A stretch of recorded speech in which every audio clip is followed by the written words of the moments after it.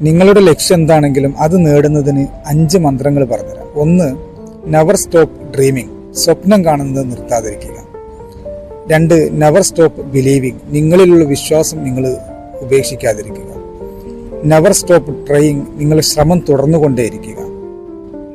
Never stop learning, പഠനം തുടർന്നുകൊണ്ടേയിരിക്കുക.